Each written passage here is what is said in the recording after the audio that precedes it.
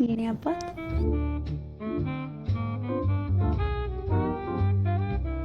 የኔት ምንድነው ነገሩ? የሚገርም ሰው ነው።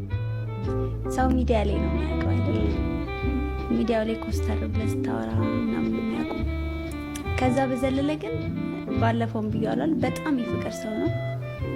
ልድገማት እንዳይደንጋ ይችላል። በጣም በቃ የፍቅር ሰው ነው። በጣም እንዴት እኔን መያዝ እንዳለበት ያውቃል እና አስገርመኛል እኮ ሜሎስ ሲባል የምትስለው አለ። እንደዛ አይደለም፣ ፍጹም የተለየ ሰው ነው። አፍቃሪ ነው፣ በጣም ተንከባካቢ ነው የኔ አባት። በጣም የፍቅር ሰው ነው። ሰላም አግኝቻለሁ። ሳገኘው አንተ ልታስለቅሰኝ ነው እንዴ? ቆይ በኋላ ላውራ። እረፍት እንስጣት።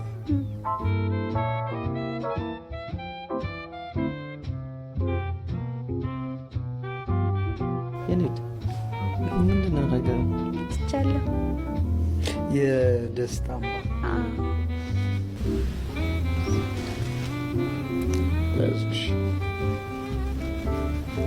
የኛ ክርስቲያኖች አይደለም በአዲስ ኪዳን ላይ የተቀመጠልና አንድ አናሎጂ ይነግራል። ሐዋርያው ጳውሎስ የሚናገረው የክርስቶስና የቤተ ክርስቲያን ምሳሌ ማለት ነው።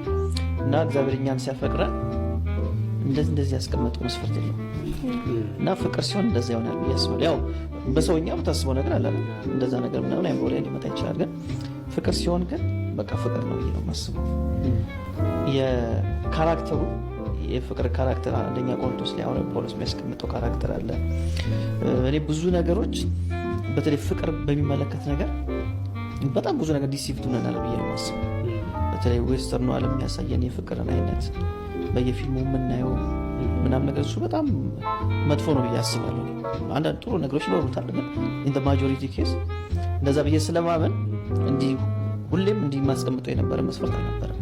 ፍቅር ሲይዘኝ ይዘኛል ብዬ ነው እና እሷ ጋር የሚያየሁት ነገር አንዱ ያወቅኩት እንደ እግዚአብሔር ፍቃድ ነው ብዬ ያሰብኩት ነገር እሱ ነው። ለምን ካልከኝ እሷን ከዛ በፊት እኔ አላውቃትም። ሚዲያ ላይ ነው ማውቃት፣ እንደማንም ሰው በመስኮት ነው ማለት። ምን አይነት ጸባይ ያላት አላውቅም። ስላላት ፍላጎት ስላላት የህይወት መርህ አላውቅም። ብዙ ነገሮች አላውቅም። እና ቅድም ያልኩት ያለቀ ነገር ላይ ነው የገባ ነው የምልህ ለዛ ነው።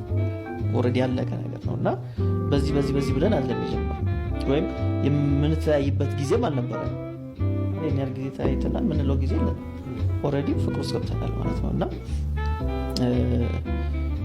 ፍቅር ሲሆን እንደዛ ነው ብዬ ነው ፐርሰናሊ ማምነው። የግሌ ሀሳብ ማለት ነው። ሌላው ደግሞ ሌላ አለው የሚያስቀምጠው ነገር ሊኖር ይችላል። የምትፈቀር ሴት ልጅ ናቸው እና እሱ አዳም ልክ ሔዋንን ከሰራለት በኋላ እግዚአብሔር አላያትም አይደል?